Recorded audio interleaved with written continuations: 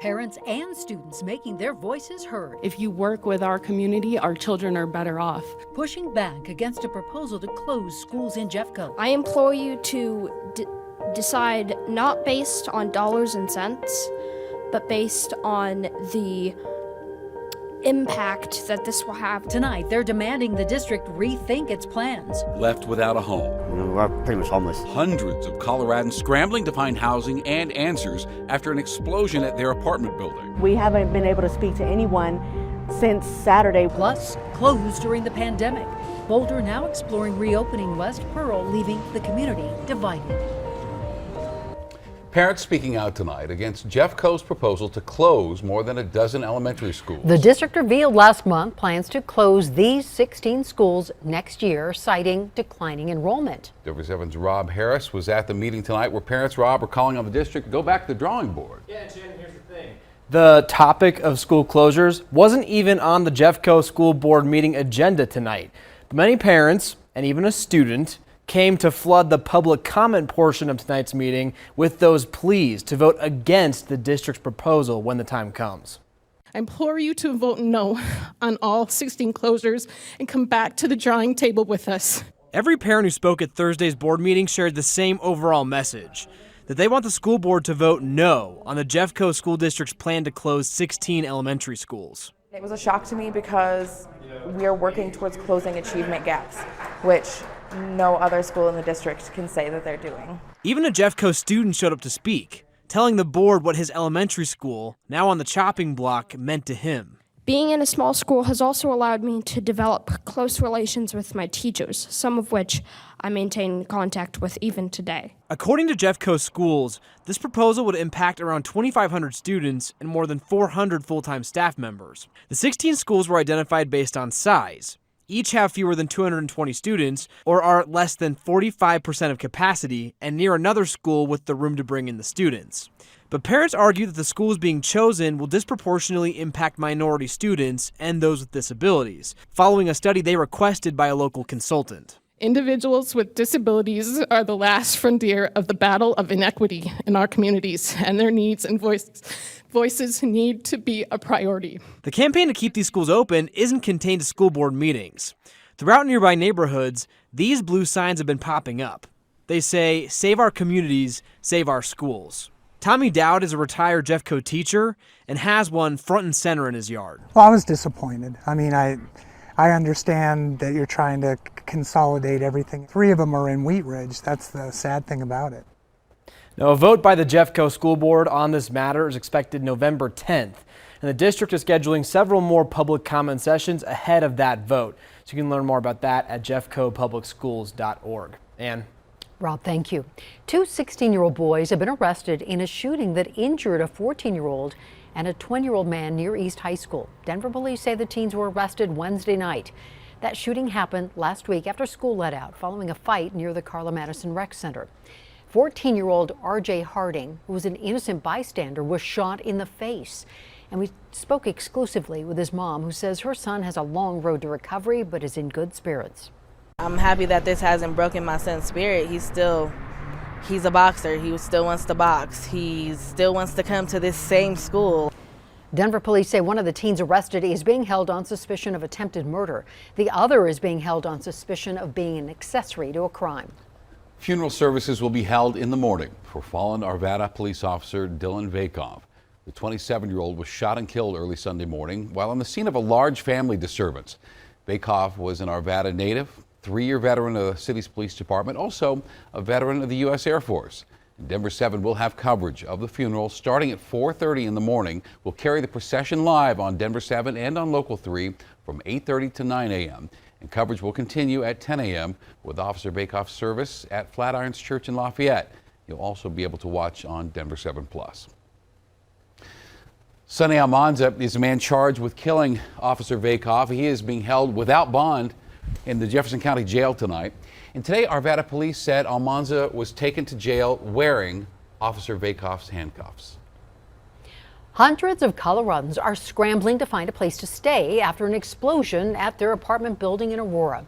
That Saturday morning explosion at Parkside Collective on East Alameda left 3 people with non-life-threatening injuries. Denver 7's Amy Wattis talked with residents after finding out it's going to be months before they'll be able to move back in.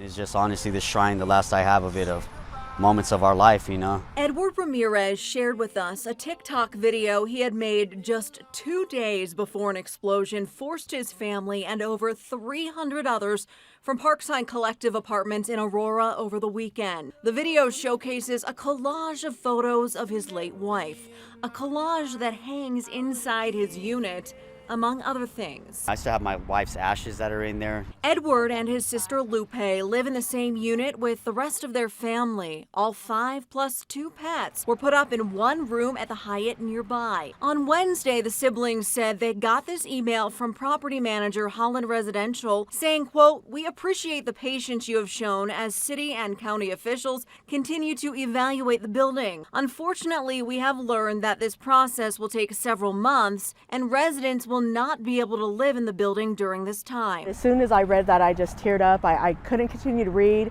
It's too much water in my eyes. The email went on to say residents no longer had to pay rent as of September 10th. They won't be penalized for breaking their lease and are preparing refund deposit checks and prorated September rent. Each unit will also receive $1,000 to help with relocation. While the sister and brother say they are grateful for the help, it doesn't solve the problem of finding a place to live once they have to be out of the Hyatt by next week. We're panicking, trying to, we go to work, we're stressed out, but I'm like, we have to continue to live our livelihood. What adds to their stress, not being allowed inside the building to get their things. The email also stating that the building department has not authorized access back into the complex until they get more clarity on the situation. I got bedroom sets, obviously, thousands of dollars worth of clothes material. The same clothes on our back for about a week's time now. The city of Aurora sent out a statement saying in part, no city department has issued orders that bar residents from entering their homes since Saturday's incident, saying private property owners have the sole discretion in deciding when residents can enter their buildings. We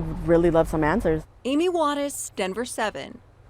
And the cause of the explosion, it's under investigation right now. And we reached out to the property manager to see if residents would be able to get their belongings from the building. And we're still waiting to hear back.